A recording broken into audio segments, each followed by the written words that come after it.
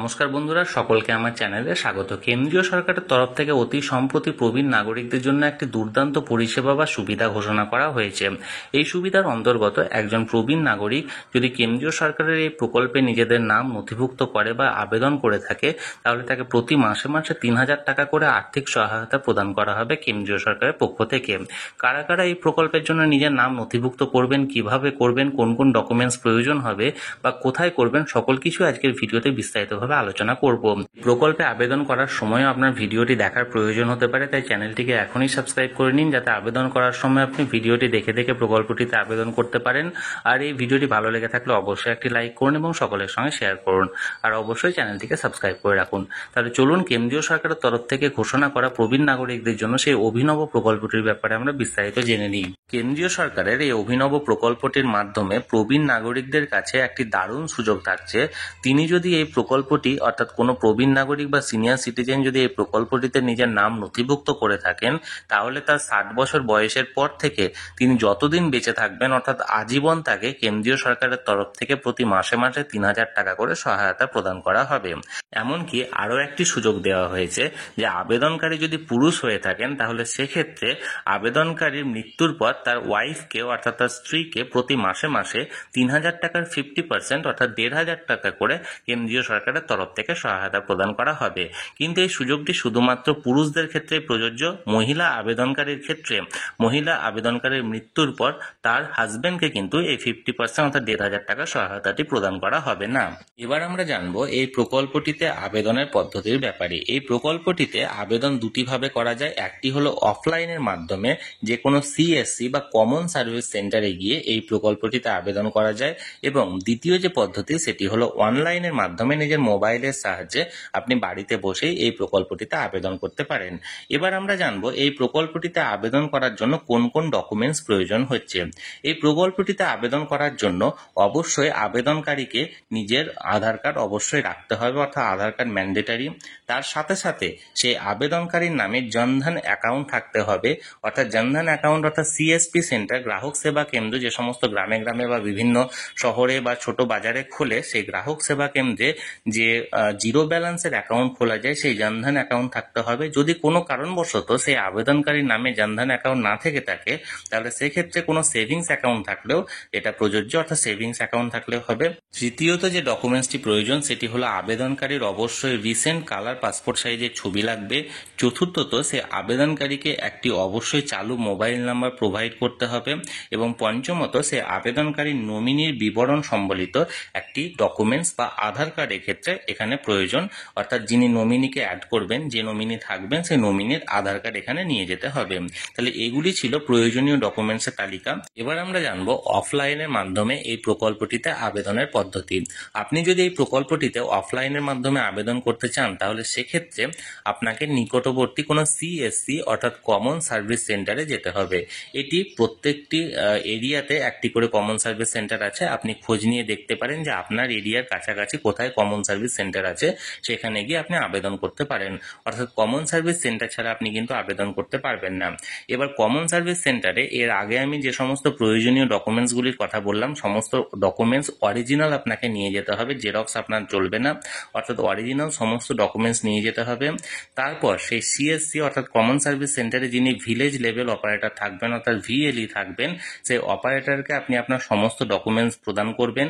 সেই অপারেটর নির্দিষ্ট পোর্টালে আপনার নাম, অর্থাৎ আবেদনকারীর নাম, আপনার আধার নাম্বার, আপনার জন্ম তারিখ, আপনার ব্যাংক অ্যাকাউন্ট নাম্বার, আপনার মোবাইল নাম্বার, আপনার ইমেল আইডি এবং আপনি যে নমিনি বা যাকে নমিনি অ্যাড করছেন সেই নমিনির বিবরণ সমস্ত কিছু এন্ট্রি করবেন।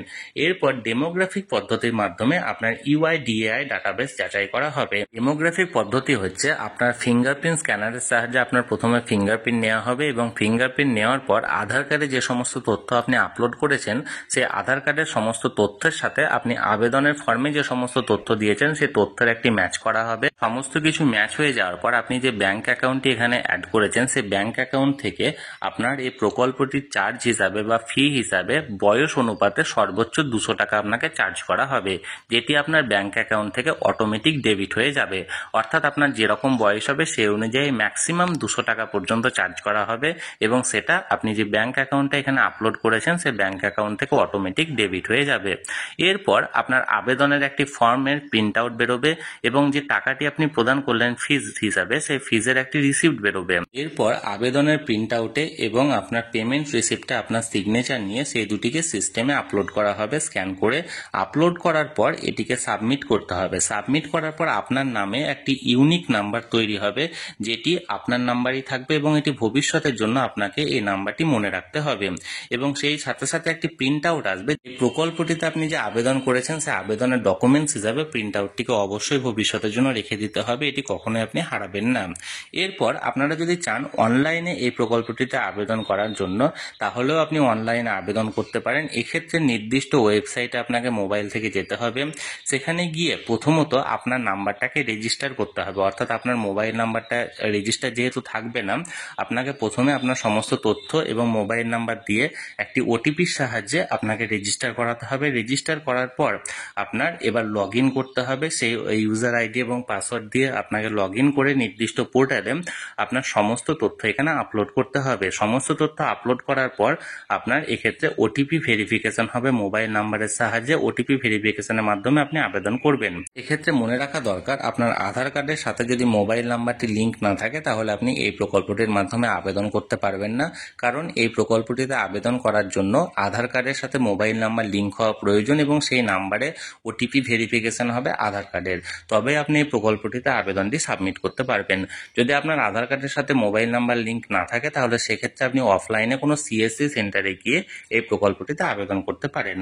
এবার এই প্রকল্পটিতে আবেদন যদি আপনি অনলাইনে করতে চান তাহলে আমি খুব তাড়াতাড়ি একটি লাইভ ভিডিও নিয়ে আসছি যে অনলাইনে কিভাবে আপনি আবেদন করবেন, কিভাবে নিজের মোবাইল নাম্বার রেজিস্টার করবেন, কিভাবে লগ ইন করবেন, কিভাবে সমস্ত তথ্য আপলোড করবেন এবং কিভাবে আপনি নিজের আবেদন সাবমিট করবেন।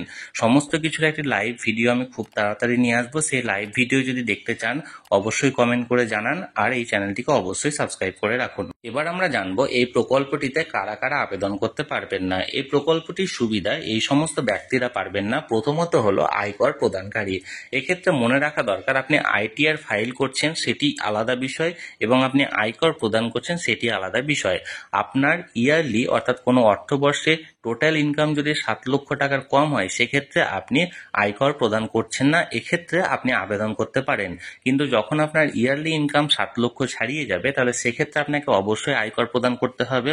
যদি আপনি আয়কর প্রদান করে থাকেন সেটি যে পরিমাণ টাকাই হোক না কেন, সেক্ষেত্রে আপনি এই প্রকল্পটিতে আবেদন করার জন্য যোগ্য নন।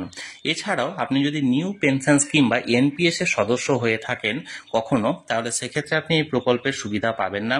3 হলো আপনি এমপ্লয়ি স্টেট ইন্স্যুরেন্স কর্পোরেশন বা ইএসআইসির সদস্য যদি হয়ে থাকেন তাহলে সেক্ষেত্রে আপনি এই প্রকল্পের জন্য আবেদন করতে পারবেন না।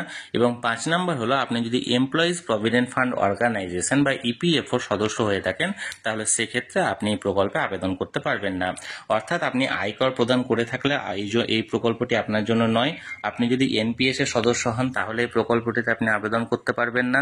আপনি যদি ইএসআইসির সদস্য হয়ে থাকেন তাহলেও পারবেন না এবং ইপিএফও সদস্য হয়ে থাকলেও আপনি এই প্রকল্পটিতে আবেদন করতে পারবেন না।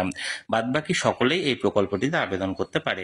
এবার আমরা জানবো এই অভিনব প্রকল্পটির নাম কি। এই অভিনব প্রকল্পটির নাম হলো পিএমএসওয়াইএম অর্থাৎ প্রধানমন্ত্রী এসওয়াইএম প্রকল্প, যেটি সম্পূর্ণ কেন্দ্রীয় সরকার নিয়ন্ত্রিত একটি প্রকল্প।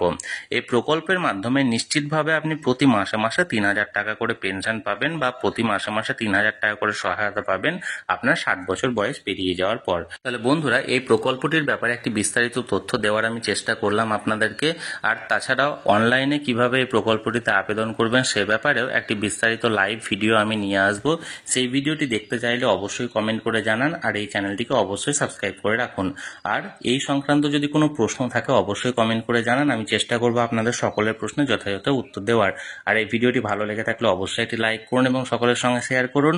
আর অবশ্যই চ্যানেলে নতুন হলে চ্যানেলটিকে সাবস্ক্রাইব করে রাখুন। ধন্যবাদ, দেখা হচ্ছে পরের ভিডিওতে।